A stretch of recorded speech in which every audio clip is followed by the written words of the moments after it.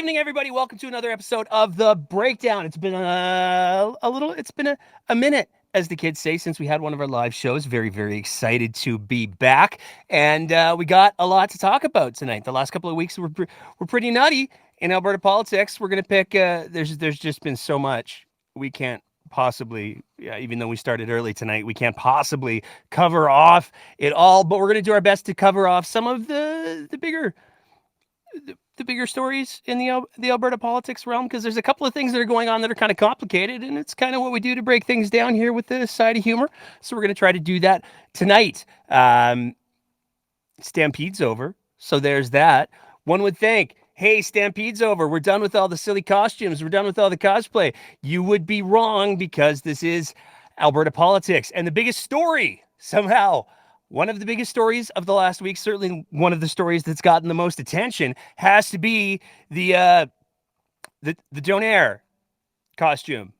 That's what we're starting the show talking about tonight, is a Donair costume.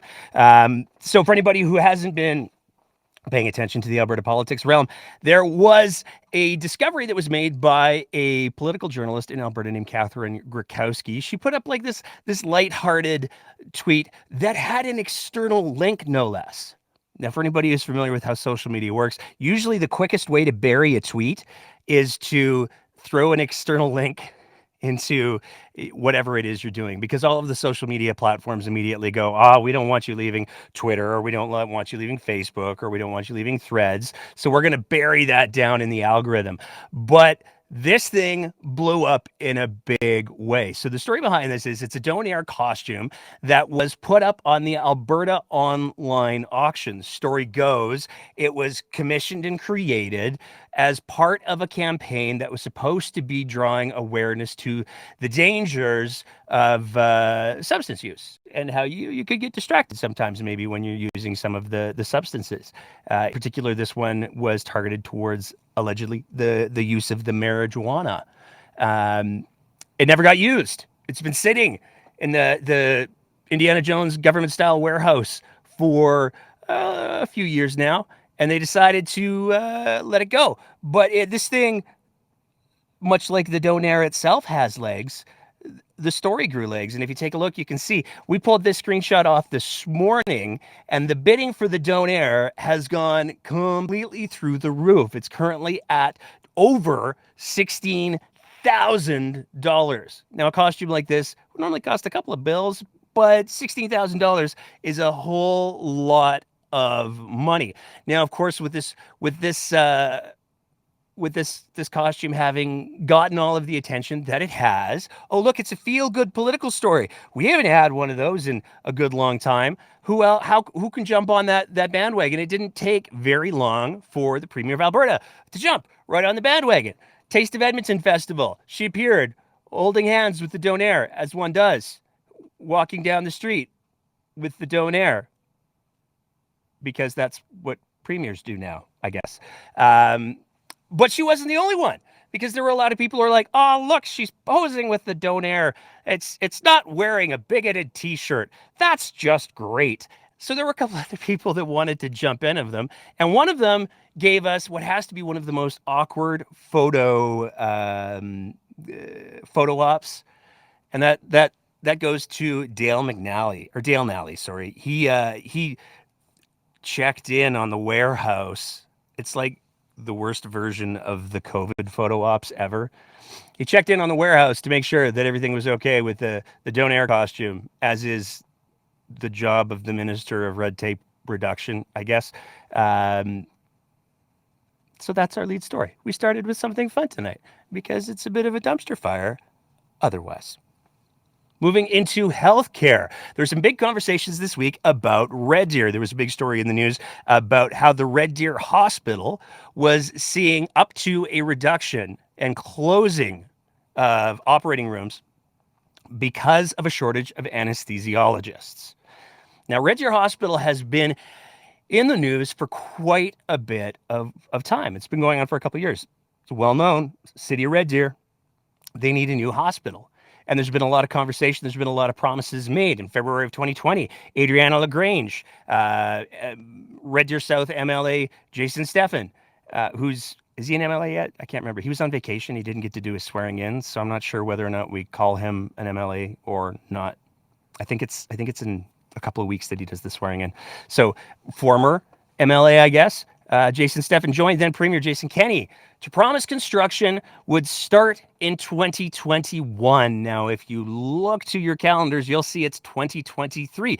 And in the mandate letter that was released by Danielle Smith that she sent to, and it hurts to say this, the new health minister, Adriana LaGrange, there was no mention whatsoever of doing anything for the Red Deer Hospital. And this got quite a bit of attention because this is something that Red Deer folks were promised. It's been campaign promises in not one but two elections. Former Premier Jason Kenney, like I just said, made the promise with none other than Adriana LaGrange because it's her constituency. That work would be starting in 2021. Now that she's the Minister of Health, there's no mention of it. But that's just one example of the continuing healthcare crisis that's going on across the province of Alberta. Danielle Smith has done a very good job of saying, hey, you know what, everybody? It's fine. Everything's fine. We solved the healthcare crisis. I said I'd do it in 90 days, and we fired all of the AHS board, and everything's great now. But that's not the case. We saw yet another announcement. And it's important to realize this is coming as a series of rolling announcements out of the town of Milk River, where they're facing yet another emergency department closure. Now, what this means is everybody who lives in the area of Milk River who would have an emergency, also bearing in mind that Milk River is very, very close to the U.S. border, so there's a lot of traffic that goes through there. Their emergency room is now closed, and people are having to redirect it to other facilities, some of which are a fair distance away.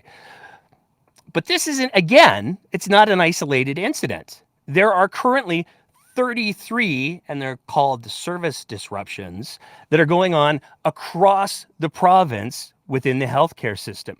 Now, these service disruptions aren't just like, oh gosh, the water fountain's out. There's multiple examples of emergency rooms across the province of Alberta that are closed either for part of the day or for longer periods of time, like Milk River in some cases, where we're looking at the better part of a week, where the people in that community no longer have access to emergency room facilities. But it also includes a stunning number of obstetrical or labor and delivery services.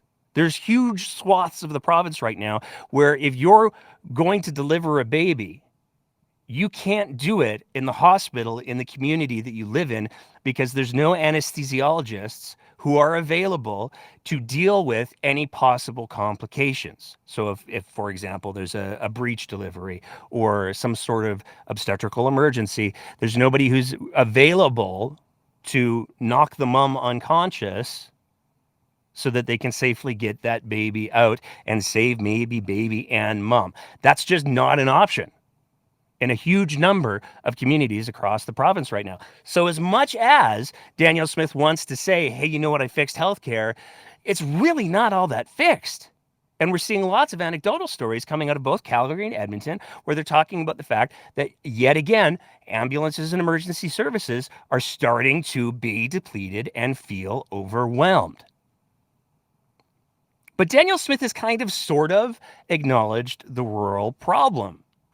And when I say kind of sort of, I mean she's got a fascinating strategy that she wants to deploy in order to try to solve the healthcare crisis that continues to go on across Alberta, but especially in rural Alberta, where these emergency rooms and these labor and delivery units are closing. Danielle Smith, who ran on the idea AHS is bloated with management, who ran on, we need to get rid of the leadership at AHS. There's too much leadership. There's not enough staff. We need to get rid of all of these middle managers. We need to make them go away. Her strategy for solving the healthcare crisis in Alberta is more managers. That's the plan.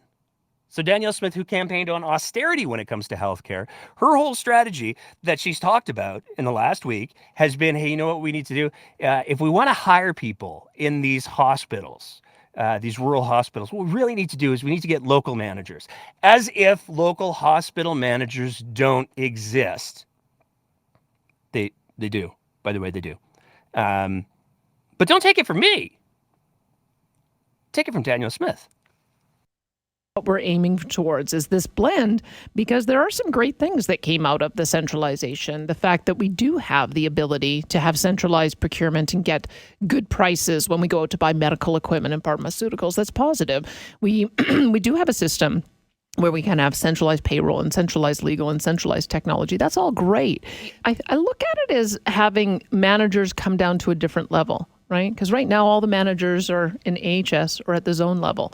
I want managers at the hospital level. So maybe somebody who's currently under capacity at one of the zone levels, maybe we give them a little bit of authority and ability to make decisions, and they go down and they manage a hospital for us. That's what I think we can do. I mean, I clearly do believe that there's way too much middle management. There are too many people who have the authority to say no, and not enough people who have the authority to say yes. And you give people the power, give them the resources, give them the authority to say yes at the local level. We are going to get so much better service, and we're going to solve some of these problems that we keep hearing about. I mean, and it's been a problem for a long time. I remember when I was in politics the first time, going to a hospital down south, and they told me, well, when we run out of bleach, we're not allowed to go down to the Home Hardware and buy a $5 bottle of bleach. We have to go through central procurement.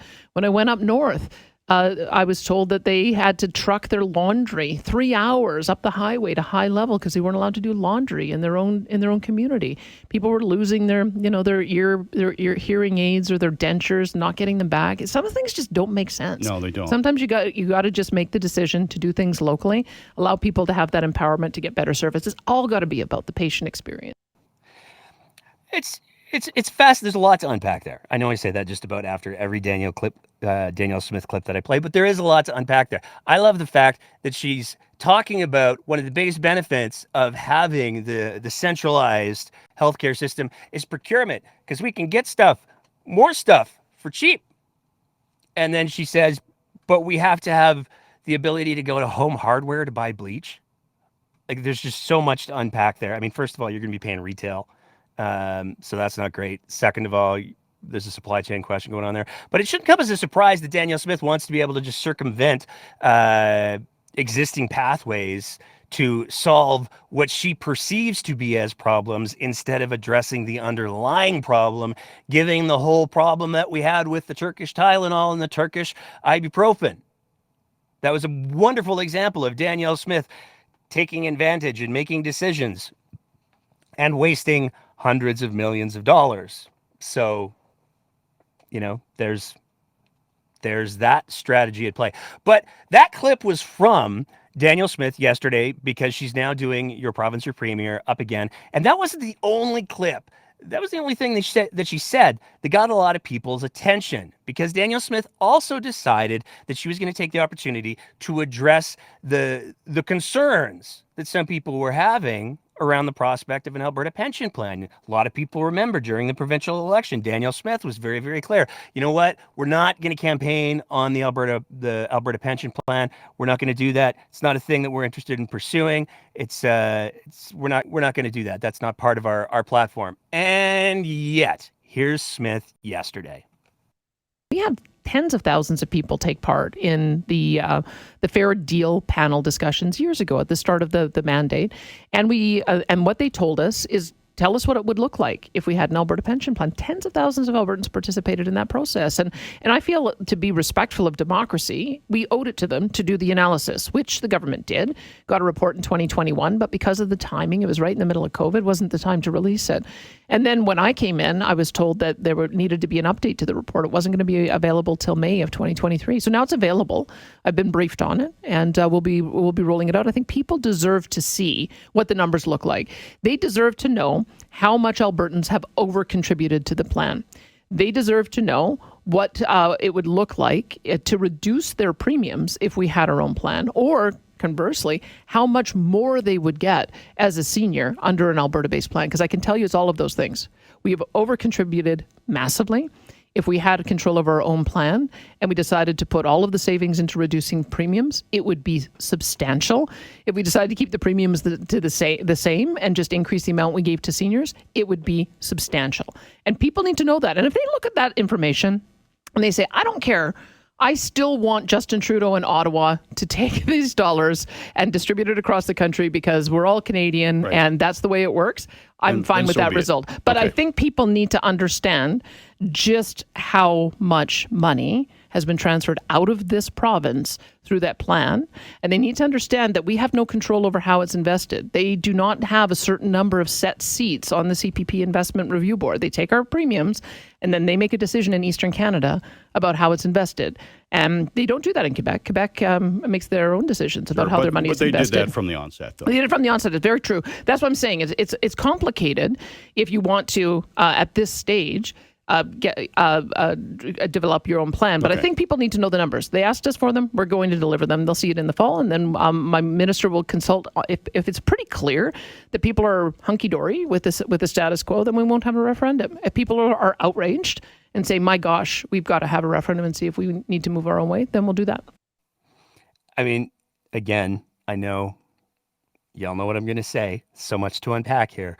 But I just want to start with, like, who even says hunky-dory anymore? Like, that's just a little bit too down-homey for me, I think. But let's talk about some of the things that you said in there. First of all, Danielle Smith, most important thing, being respectful of democracy. That's why she tried to undermine it with the whole Justice Minister subversion of democratic principles thing. Democracy is very important to her when it's very important to her, and it's very important to realize when it's very important to her. But there's a couple other things that we got to talk about. First of all, she's very clearly setting this conversation up to be yet another extension of Alberta versus the world, because in that little diatribe that she went on there, it was very, very clear. Hey, you know what? Y'all are getting screwed. I have this top secret report, and it says some things. We're paying too much money. They're transferring wealth outside of Alberta to give to Justin Trudeau. That's not how any of this works. And she knows that. And that's what the frustrating thing is, that she absolutely knows that's not, she should know, one would hope. But then again, I refer back to the whole subversion of democracy thing, I guess. But she should know that the pension board is run by a completely independent board. They're the ones who make all the investment decisions. Justin Trudeau has absolutely nothing. The federal government has absolutely nothing to do with how the money is invested. And that's probably one of the biggest things that bugs Danielle Smith, because she's been very clear in the past that one of the reasons why she thinks an Alberta pension plan would be a good idea is so that we could use that money to prop up failing industries. We could use that money to invest in oil and gas. We could use that money for anything other than ensuring the security of seniors. And she's got some very clever wordplay that she's using in there, because she talks about the fact that, I bet if seniors knew that they could be getting so much more money, if we went to an Alberta thing, I bet they'd probably want that more money. Let's take a look at what the biggest demographics are historically when it comes to voting. She's out of the gates. She's very, very clearly trying to buy seniors' votes.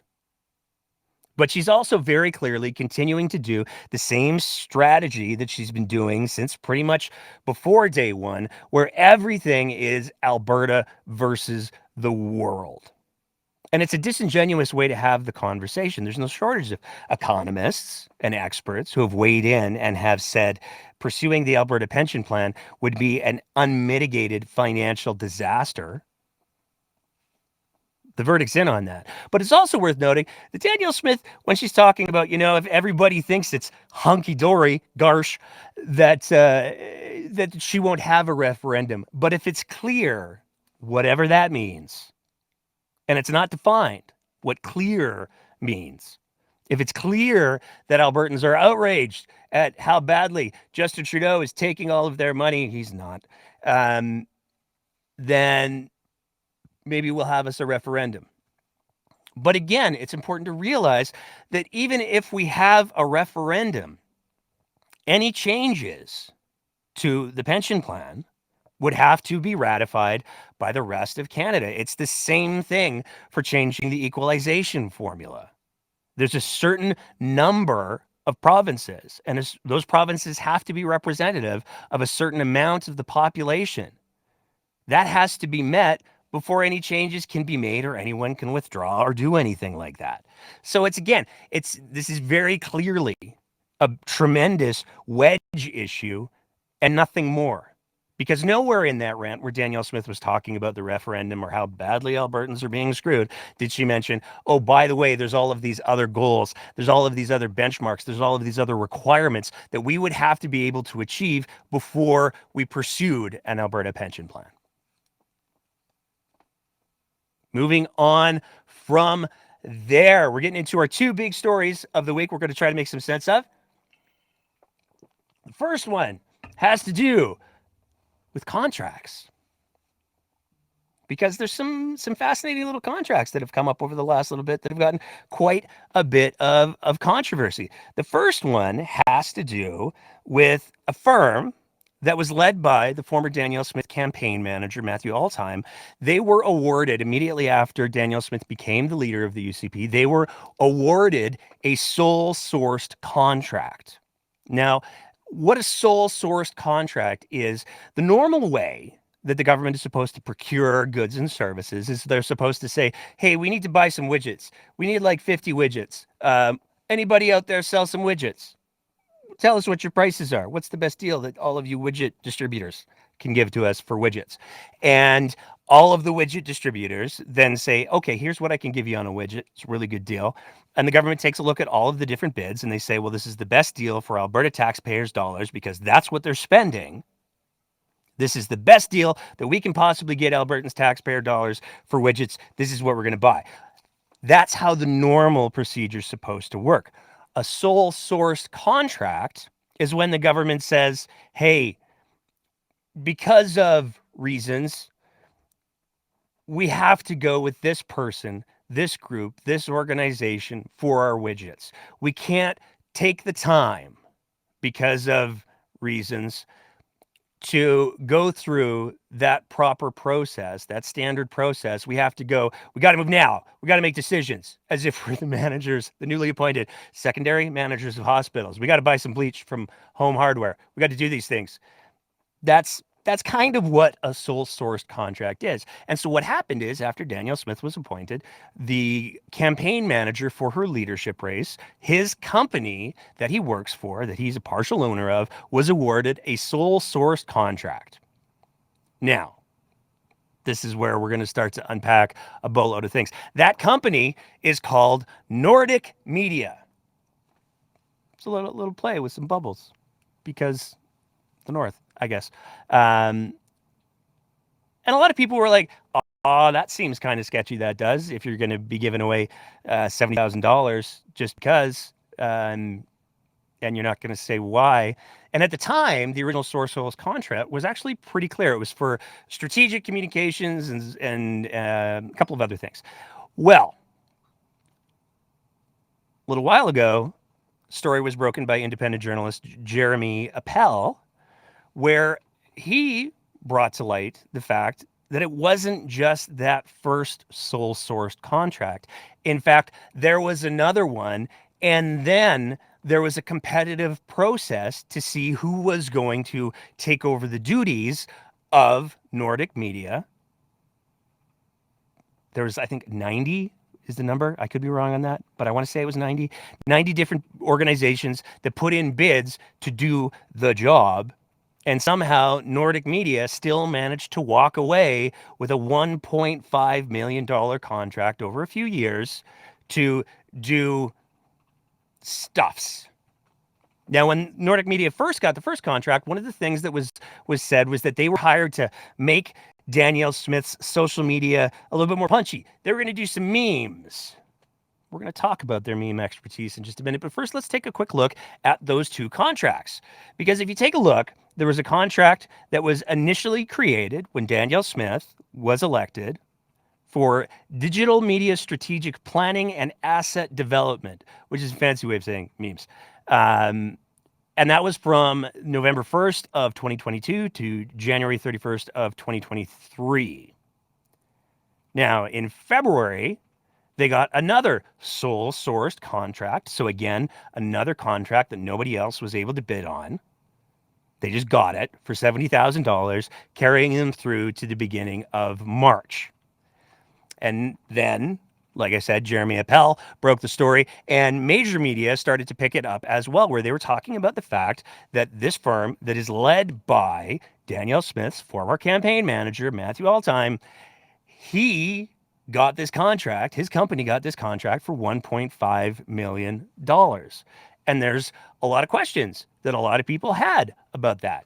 But let's maybe, to understand perhaps a little bit better about who is Nordic Media, what is Nordic Media, let's go through a little bit of the publicly available history of Nordic Media. So first of all, what are the services that they advertise most heavily on their website? Well, fortunately, they do have a website, and you can check that stuff out. They do everything under one roof. They do branding. They do creative. They do video production. They do advertising, and they do web design.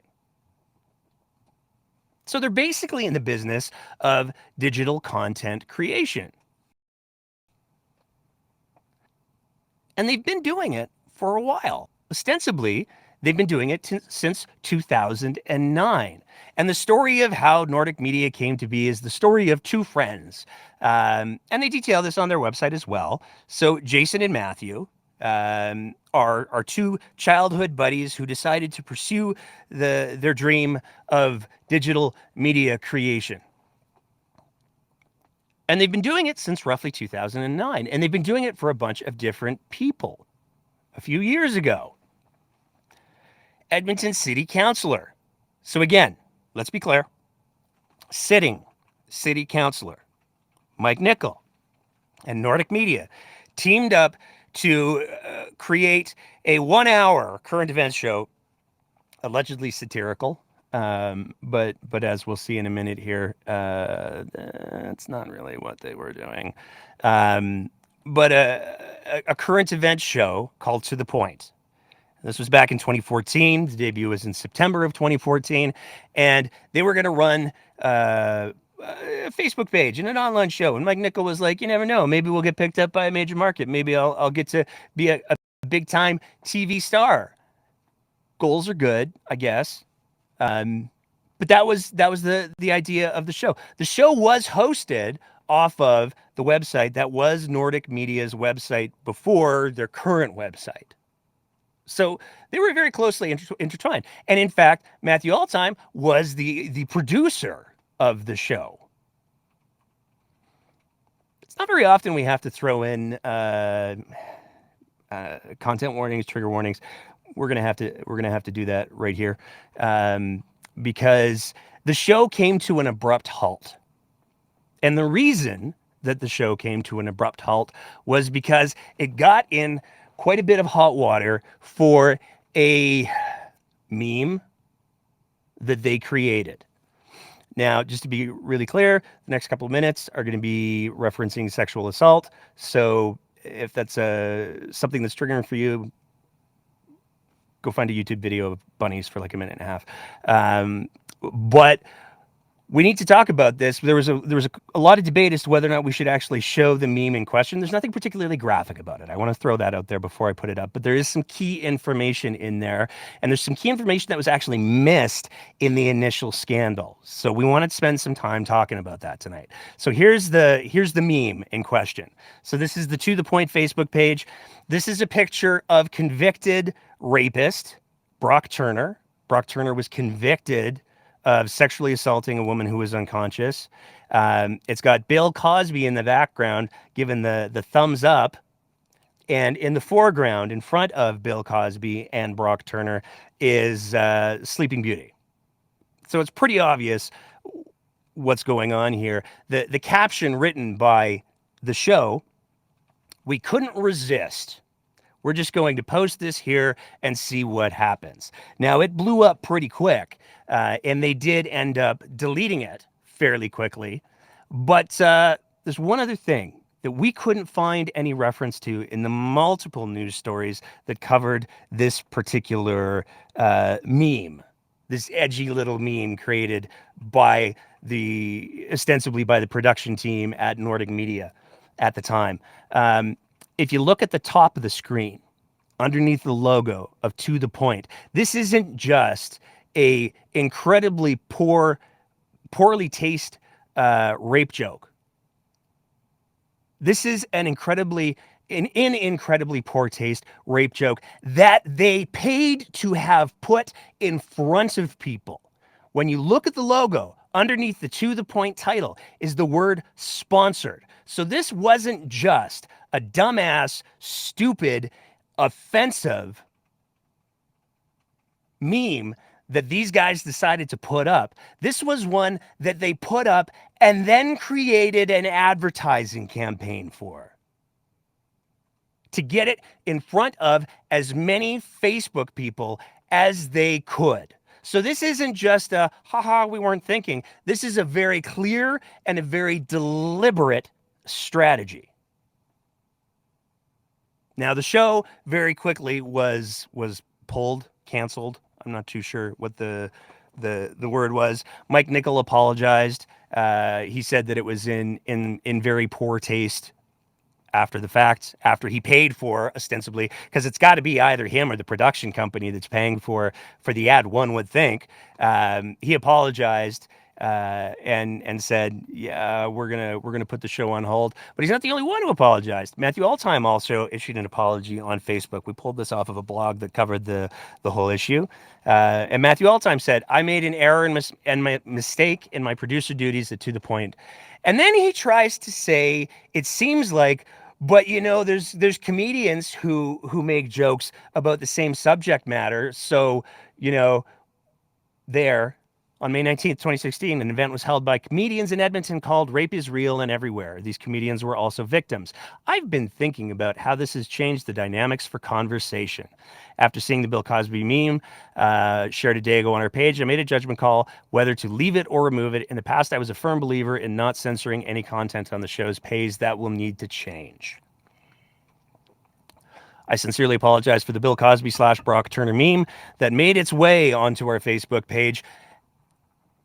The buck stops with me and I take full responsibility. But again, it's not just that it's made its way onto the Facebook page. It's that it's made its way onto the Facebook page and then was amplified with advertising dollars. That's who got the two sole sourced contracts. That's who got the $1.5 million contract. Just some context. Moving on from there. The other big story that's been dominating the conversation this week has to do with the, let me get this right, Premier's Advisory Council on Alberta's Energy Future. And this stemmed out of a global news report that was done by Safe Kaiser.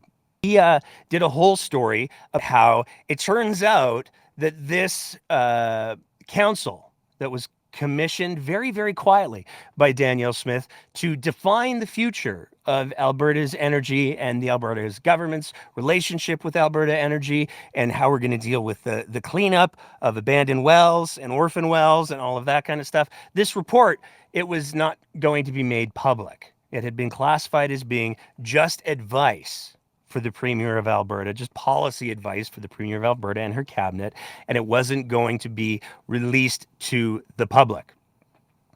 Now, the chair of this particular council, from the announcement, and this is where it starts to get really kind of interesting, because in the run-up to the election, Danielle Smith was taking almost every opportunity that she could to, if not have a press conference herself, make sure that one of her ministers was having press conferences. Every major policy announcement that they came out with, they were like, and now it's time for a press conference. We know because we live tweeted a lot of them. There were a lot of them. But this particular initiative didn't have any of that fanfare. It was very, very quietly announced without any kind of a press conference, where they announced the 5-member panel will be chaired by David Yeager, a respected leader with more than 4 decades of experience and expertise in the energy industry. He will be joined by Hal Kivzel. Sorry, Hal. I'm not sure. Bob Curran, Carrie Arnott, and Phil Hodge. The quote from Danielle Smith: "I'm excited to bring together these skilled and experienced energy experts to help us plot a path forward for Alberta's energy sector. We all know the world needs long-term energy solutions that are responsible, reliable, and affordable. Now is the perfect time to create a panel of experts to look ahead to the future of our energy sector and how we can meet global energy needs in the year ahead." So we got to talk about Dave a little bit. This is Dave, by the way. This is Dave. This picture, true fact, we did not choose this picture because it was Dave making a fascinating facial expression. We chose this picture because it's the picture that he used for his bio on the Canada Strong and Free Network website bio. So blame them, I guess. But Dave, he's been around for a bit. He's done a few things. We got a bio we were able to find for Dave. We're going to throw that up on the screen right now. That's not the bio. That's the bio. David Yeager, President, CEO, nearly 5 decades of oil field experience and oil tool experience. Founder, officer, and director of 3 successful TSX-listed oil service companies. Extensive experience in capital formation, mergers and acquisitions, operations management, significant success in commercializing new technologies and business models. How much is Alberta paying for the expertise that we're getting for Dave? Well, speaking of sole source contracts, there's a sole source contract for Yeager Management Limited for the Advisory Council on Alberta's energy future. $60,000 taxpayers' money is going towards Yeager Management Limited to put this report that they're never going to be able to read together. But there's always more to people if you just take the time to get to know them.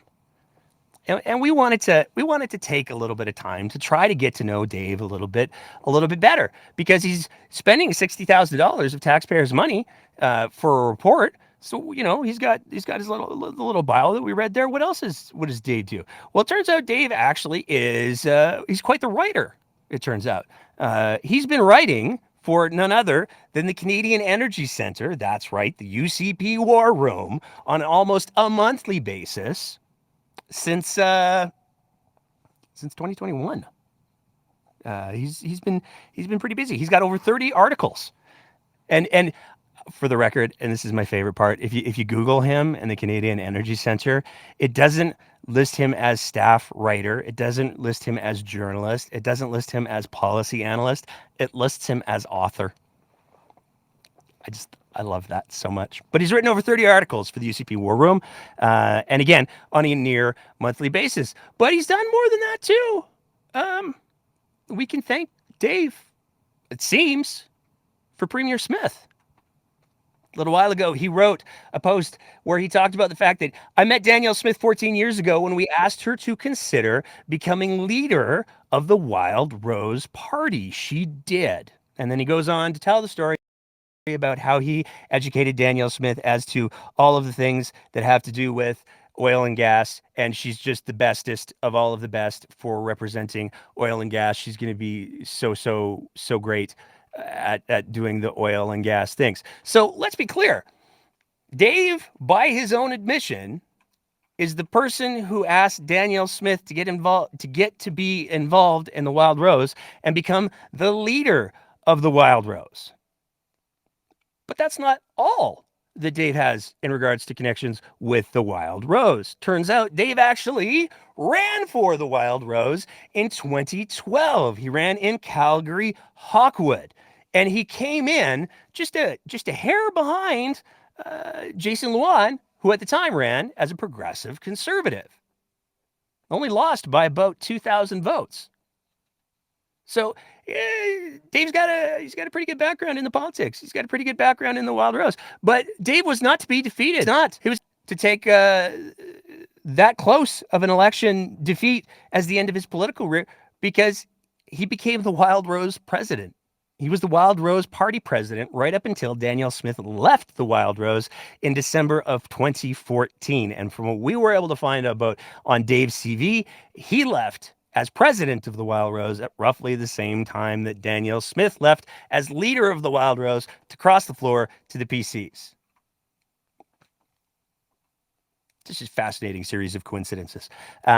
Since then, he's continued to work in oil and gas, including as the president of a company called Winterhawk. Now, Winterhawk is where we actually got that first bio from. And when you take a look at what Winterhawk does, they do well abandonment.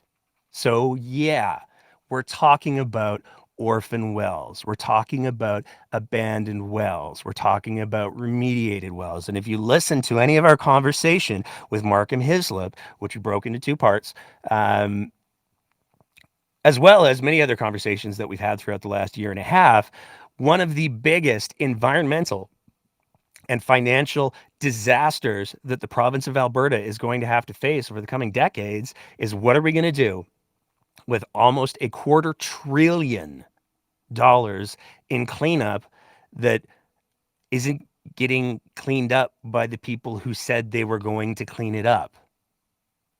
And in fact,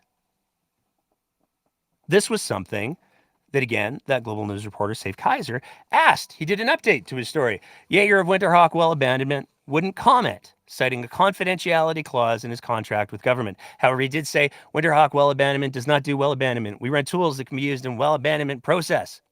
So we're not actually doing the work ourselves. We're just renting the tools and making the money that way. Now, Danielle Smith has said there's absolutely no conflict here. There's no conflict whatsoever with this person who's writing the future energy policy and the plans to clean up the abandoned wells in the province of Alberta, also being in a position to stand to profit tremendously from doing well cleanup.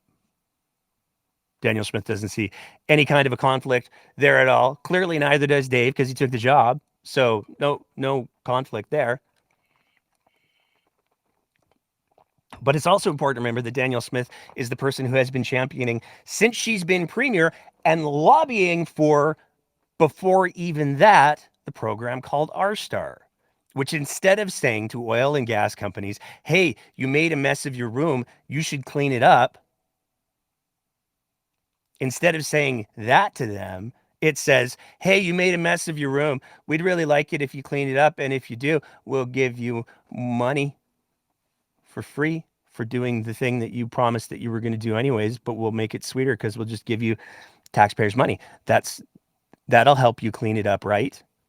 And we saw the federal government try to do the same thing, where they gave over $1 billion to oil and gas companies for well cleanup. And what we saw was major oil and gas companies going, oh, that's fantastic. We're going to use that money for well cleanup, but we're not actually going to spend any more money than we already do on well cleanup. So $1 billion of Canadian taxpayer money went towards subsidizing oil and gas cleanup already. And those companies, instead of using the money that they're supposed to use from the money that they made yarding this stuff out of the ground, they use taxpayer money. Well, Danielle Smith wants to do that on a much, much larger scale. Now, everybody and their dog has said this is a terrible, terrible program. This is polluter pays. This is a violation of polluter pays principle, which is to say that if you're the one who makes the mess, you're the one who has to clean it up. That's literally the way that the law is supposed to work. This would be a violation of that. And it would set an extraordinarily dangerous precedent in regards to who has to deal with environmental disasters that are caused by corporations that make billions and billions and billions of dollars in profit. That's what this is. That's what Danielle Smith has proposed she wants to do. And now she's got Dave, who she's got this extensive history with, writing a report that no Albertans are going to be able to see. But they both say it's no conflict because it's not like they do any actual well remediation work. They just rent the stuff out. Unless, of course, you look at their website. Because when you go to About Winterhawk from their own website, Winter Well Abandonment was founded in 2015 to conceive, develop, and commercialize new technologies and methods to assist oil and gas developers to improve the economics and profitability of their new, existing, and mature production operations in 3 key areas. And then they list off 5. Do with that what you will. Wellbore operations, mature asset retirement, annual communication and surface leakage, annular communication and surface leakage, contaminated site reclamation, methane and GHG emissions reduction. So they're literally saying that their reason for existing as a company is to improve the is to conceive, develop, and commercialize new technologies to deal with, in part, contaminated site reclamation. It's not like, though, they have like patents pending on anything, though, is it? Oh, wait, yes, they do. When you take a look at the site remediation, the reclamation part on their website, they talk about how they're developing site reclamation technology. They talk about how they're using technologies that were used in the Gulf War in Kuwait to deal with the oil spills that happened there, how they're adapting those technology and changing them and patenting them for use specifically in Canada. But again, just to be super duper clear, there's no conflict. It's almost laughable because the problem that we have, in a nutshell, is we have corporations that are supposed to have this responsibility to clean up their abandoned wells. They're supposed to make sure that the wells that they're yarding money out of the ground with are cleaned up and remediated properly. And they're not doing that. Some of them are, but they're not doing it nearly aggressively enough as the province needs them to. They're not doing it because governments successively have not created a regulatory environment that says these are the things that you have to do. But in order to fix this problem, in order to address how do we get these CEOs of oil companies to take responsibility for their money-making ventures and to clean up their bedrooms? Who does Danielle Smith plan on listening to? She's crystal clear. There's no conflict of interest here. Look, he put together a panel that had over 150 different CEOs. Of course I'm going to take advice from CEOs. Who else would I take advice from? Who else would I take advice from? So we have CEOs of companies that have created the situation where we have wells and oil and gas infrastructure across the province that is going to cost, again, $250 billion, that's with a T, dollars, to clean up. And who are we going to ask how we should create a regulatory environment to ensure that these things happen in the way that they're supposed to happen and in a way that the taxpayer doesn't get screwed? We're going to listen to 150 CEOs. Because who else would we listen to? We got one last little segment for you, then we're going to wrap it up for tonight. We're not going to be able to do an open mic tonight because of a couple of technology challenges, but we will be back for our open mic next Sunday. Really looking forward to doing an extended show to catch up on some of the things that we need to catch up on, as well as It's Alberta Politics. And we haven't even talked about the fact that the Premier's Chief of Staff endorsed somebody who has a history of anti-Semitic comments and is a COVID conspiracy theorist. We haven't talked about that this week. We're going to give that a little time to breathe, and we're going to talk about it next week. But we're going to have a really big show next week with our regular open mic session. But before we do, the part that at least some of you have been waiting for, we've been doing some FOIPs, and this is in our ongoing series. We made a graphic and everything. Are you FOIPing kidding? That's our graphic. It would be much better if there was like an audience and we could do like, are you FOIPing kidding? But we don't have that. So just imagine it really, really hard. We've been doing a bunch of FOIPs lately, and we've gotten back some responses that we've detailed in other places. We got back one where we asked about, hey, so Dr. Henshaw, she was hired kind of and then fired definitely. How did that play out, and did anyone have anything to do with it? And we got a FOIP response from that one that included a single email response to a journalist, even though multiple journalists we know made inquiries, so we didn't get all of the information that we asked for. Some of which we were told as part of the justification is because it would endanger the safety of law enforcement. So we got all kinds of questions about that one. But we're here to talk about two things only. Tonight, on June 16th, shortly after Restaurant Gate, we'll call it Restaurant Gate, where Danielle Smith posted a picture claiming to be washing dishes at the restaurant that she and her husband owned, maybe still own. We don't know.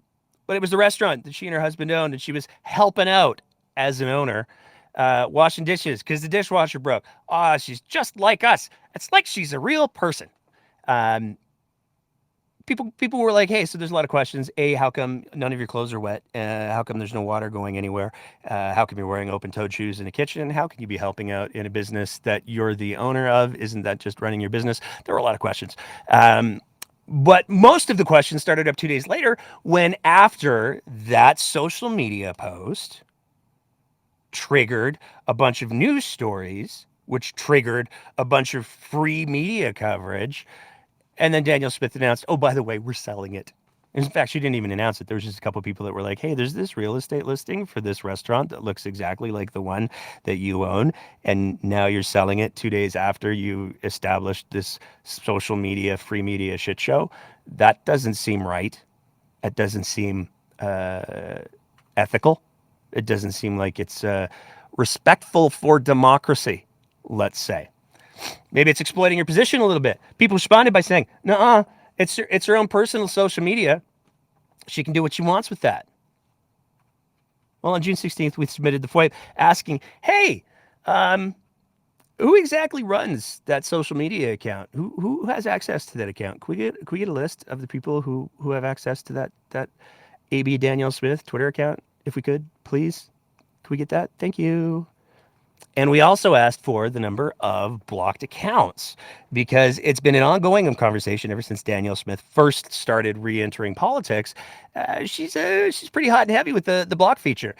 She blocked us after we asked the question, hey, Danielle, you raised all this money for a lawsuit that never happened where you were going to sue the federal government to make sure that everybody had access to the vaccines that you wanted. And then they made sure that everybody had access to the vaccines. And then you donated all the money to the JCCF. You didn't happen to get a tax receipt right off for that, did you? We got blocked for asking that question. And a lot of other people have been blocked. Max Fawcett is a journalist who has been blocked. There's lots of other people who are extraordinarily active in the Alberta politics realm who have been blocked. Some people who say they've never even encountered or interacted with the Danielle Smith account. They went to go there to say something and they'd been preemptively blocked.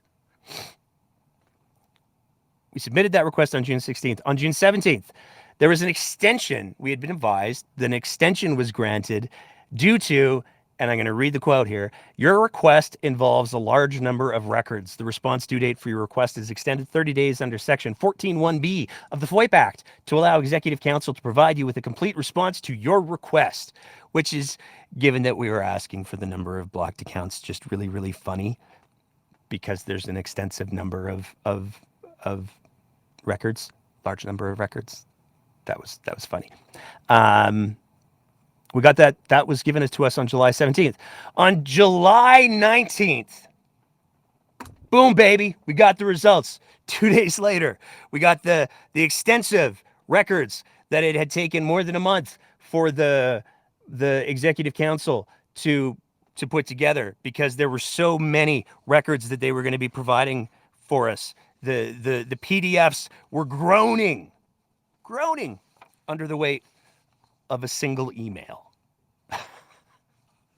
We got a single email response that simply said, hey, if you want to know how many Twitter users the Premier of Alberta has blocked, drumroll, we made a graphic. 3,612. There are 3,612 blocked accounts by the Twitter account AB Danielle Smith. It took one of the high-ranking communications officers, officials, a month and change to come up with you have to go into like the account and like check your blocked accounts. Then it gives you a whole number. They had to look that up and see how many accounts there were. So the Premier of Alberta currently has blocked with her Twitter account 3,612 blocked accounts. Now this is where it kind of gets fun for two reasons. First of all, that email included a terse little phrase. We're requesting that the FOIP client must use the context provided if they report on this number. Now, we're under no obligation to include the other number that they wanted us to include because that's not how it works. But it's fun, so we thought we would.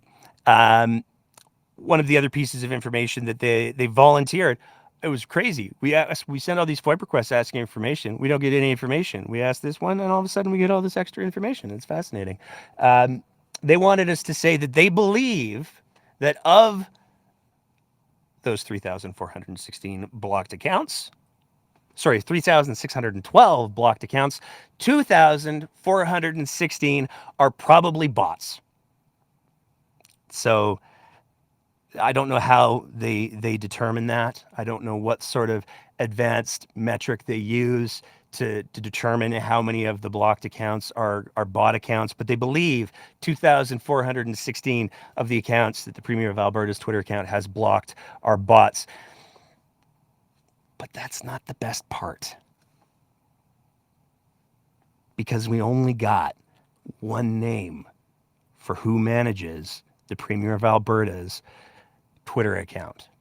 And given that we also, taking a look at Danielle Smith's social media, including her Instagram and her Facebook, there's a lot of similarity. A lot of the things overlap. They're posted at the same times. It's the same content being posted in the same ways. It's reasonable to assume, and it's an assumption to be clear, but it's reasonable to assume that whoever is running her Twitter page is also running her Facebook and her Instagram. And if you haven't guessed by now who it is that's running the Premier of Alberta's Twitter account, Nordic Media. It's just delightful. So the same company that got the two sole source contracts, that's run by Danielle Smith's former campaign manager, that just won an open competition between 90 other companies for $1.5 million, is the company that runs, apparently on the day-to-day, based on the information that was provided to us by the Premier's right-hand communications person, Nordic Media. Which is all kinds of wild, because that means that by the time that Premier Smith has done her first 3 years, taxpayers will have paid upwards of $2 million to a private company to run her social media. Now, for context, because the staffer, the executive staffer who sent us the email clarifying how many blocked accounts, 3,612, the Premier of Alberta currently has 8 people working for her in communications. I wonder how many of them make upwards of $2 million over 3 years. Because I'd be willing to bet it's not that many. That is our show for this evening. As always, if you appreciate the kind of content that we're trying to produce here at The Breakdown, we'd love nothing more than if you signed up to be one of our Patreon sponsors at our Patreon website at www.patreon.com, where for as little as the price of a fancy cup of coffee a month, you can help us to continue to produce the kind of content that we do, to continue to submit all of these wildly entertaining FOIP requests that we do. And you also get the warm, fuzzy feeling of knowing that you're probably pissing off some pretty powerful people by supporting us. You also get early access to all of our interview episodes. So we have a bunch of interview episodes that we've just put up. All of our Patreon sponsors got early access to those. And we've got some exciting ones coming up over the next couple of weeks as well. We're already starting to gear up for September because there's a going back to school thing, and we're already starting to see some controversy around what the process of educating and hiring teachers is going to look like. We're going to talk about that more next week, but we've got a couple of interviews that we're going to be sharing over the next couple of weeks with that, and all of our Patreon supporters get first crack at that. So www.patreon.com/thebreakdownab. As always, I want to say a big thank you to all of our Patreon sponsors. I want to say a big thank you to everybody who has been active in the chat tonight. There's a lot going on in Alberta politics. It's only going to get more nutty. So, as always, this is where we do the make sure that you're taking care of yourself, make sure that you're giving yourself some breaks, and most importantly, keep the conversation going.